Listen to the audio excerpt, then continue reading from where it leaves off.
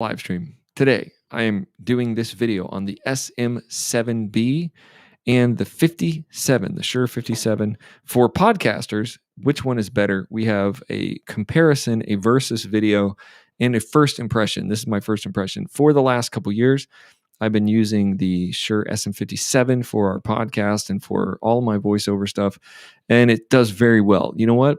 It is a $100 microphone. It is $100 microphone. It is $89 brand new on sale. You buy this $10 windscreen that's made for it, and you put it on whatever you want, and it turns it into kind of a podcast microphone. Now, that is a good budget deal, right? because it's under $100 and total under $100 or so. And there you have it. Now, I've been looking at these SM7Bs, and I'm going to tell you about that microphone as well. It takes a little bit more effort, and it is more expensive by 4 to 5 times. Okay, so in this video, I kind of wanted to show you the sound of both of them and give you a real idea. Now, I go on YouTube and I find there's a lot of guys who are doing this, comparing all these mics, but I have been using the 57, and it has been doing just fine for me.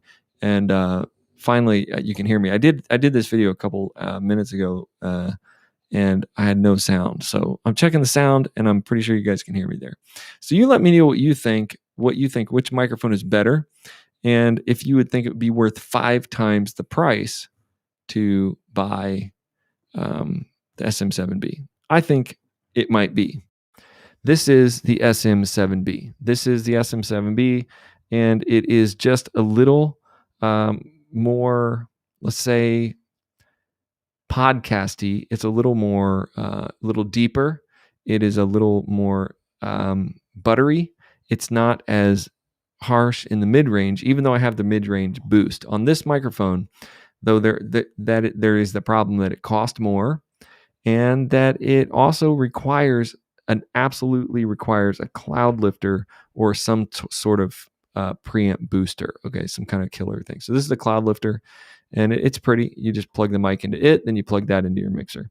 So it requires that, and it's an extra $150. So you have to buy the Cloudlifter and the mic. By the time you get done with this trio to do your one podcast seat, you're at about $550, $600. Okay, and think about that. That's a lot of money. If you had to do 4 of those, you'd be at like $2,400. Check this out.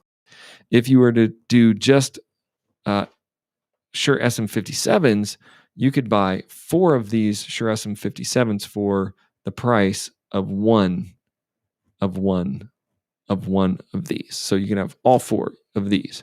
Okay, you buy 4 of these, probably $80 a piece, and then you put this basic pop filter on it, and you got it, right? You got it. It's a lot cheaper. And I don't know that it's 5 times better. So leave me some comments and let me know. Is it 5 times better? Is it 5 times better than the SM57? I think most people just go into this and they just think, well, I'm going to buy my podcast mic. They look it up, they see what it is, and then they buy it. And I'm not so sure if it's really the best version of it. I'm not sure if you have to do that, or if you even should do that. I think you should maybe just look at different options. And if you have the money, or if you have somebody giving you the money, or if you're just like, you have sponsors and they're going to give you the money, then buy it. I don't think there's any version of my advice that would say don't buy the 7B. Don't have this one as your podcast mic. But I'm not sure that it's hard, because I listen to my voice in it and I talk to it. It sounds better. It sounds sturdier. It sounds, like I said, it has a smoother, rounder feel to it. It actually feels pretty good. And I can get back off of it a little bit, and it has a really good sound. It picks up a little bit of room, not a lot. It's got a good rejection. It's just an extremely good sounding microphone. And so if you had the money, I would say, yeah, go for it. I know most people are going to say, hey, I want to do something a little less expensive, but still sounds really good. So you could do the 57. This is the 57 right here. And I like this mic. It's clear. It's got clarity. It does have rejection. It's not going to pick up other people in the room. When you put the pop filter on this, when you put the pop filter on this mic, you can kind of move the pop filter back and forth. And so you can get a little closer, a little further away from it. it's fine. This SM7B pop filter pops off too, and it can you can do the same thing. You can use getting off the mic or getting on the mic to make your voice sound bigger, bassier, whatever you want. Let me fix this here. And that's what you can do with the pop filter. Changes the tone of the microphone. You can hear this one. I took the pop filter off this one. It changes the tone of the mic. It changes the crispiness of the mic. If I put this pop filter back, it immediately puts a little bit of a little bit of a radio tone to it. If I was, I've been noticing in some studios when they're singing in this mic, they take this big pop filter off of this mic and use like a little like thinner pop filter. I think that would actually make this mic sound really good on my voice vocals. So for singing, because I like the clarity that I can hear. I like the mid-range in this. I like the bass in this. But when you talk through it with this pop filter, then it gets a little more like broadcasty. So and I could turn a little presence up here on the mixer. So you could bring the presence back in, but I think I would like this mic without any pop filter and maybe just a little tiny pop filter for vocals if I was going to sing through it. I don't know if I would like this mic for live. I think I would like it for studio, especially for like a live performance studio. A lot of the people using this mic are doing it like they're playing YouTube videos and they're singing live and playing and singing. This, I think, is where this mic would shine. It would probably shine in the studio as a podcast mic. It would probably also shine really well for like live performance, YouTube video type stuff where you need a pop filter, but you want a really good sound. A lot of the time I have a problem with using a pop filter, a big old giant pop filter for our live streams or for performances, and then it just sounds kind of funny. But you notice that when you listen to one of these mics by itself for a while, your ear sort of starts to like the sound of it, and it feels good and it feels nice. And then it seems like, well, that's got the Cloudlifter. So both of these have a Cloudlifter. It kind of takes it takes a while for your mind to sort of get into this microphone, and then it sounds really good. So you would not notice that much of a difference. It's weird when I go like this and start talking right through this. It's a clear difference. So that's why the 57 is on this boom. It's always here in my studio if I'm going to do a quick voiceover. If I'm going to do podcast, if I'm going to do a live stream, I'm going to use this mic. Even when I was doing some vocal singing stuff, I use that mic. It's really good.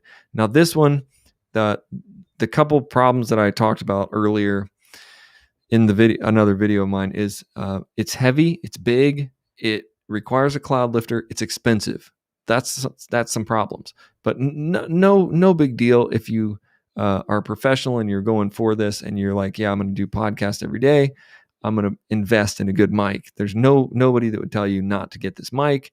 It sounds good. It sounds almost like plug it in. It sounds like you're on the radio. No post-production, which is what I like because most of my stuff is just done live and quick, and I want to sound good fast. I want to plug in, turn it on, sound good fast.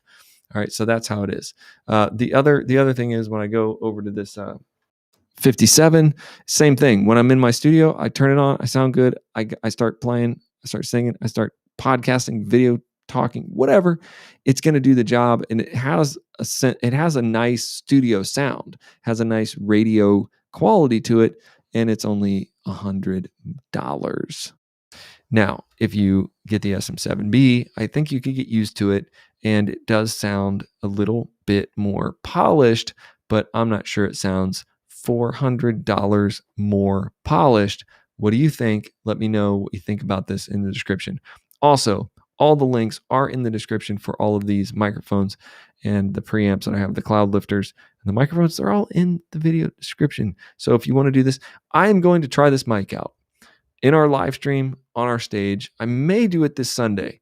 I may go for it this Sunday. I don't know. I've got a lot of stuff on my mind. So, trying out a microphone is not necessarily maybe my number one, priority for this week, but I might throw this up there tomorrow in the on the live in the front of house live sound and listen to it against some of the mics that I've been using for years that I really like. And maybe it's going to sound clear and crisp and just solid, through our system. And then I'm sure it'll sound good on the live stream because it usually just does.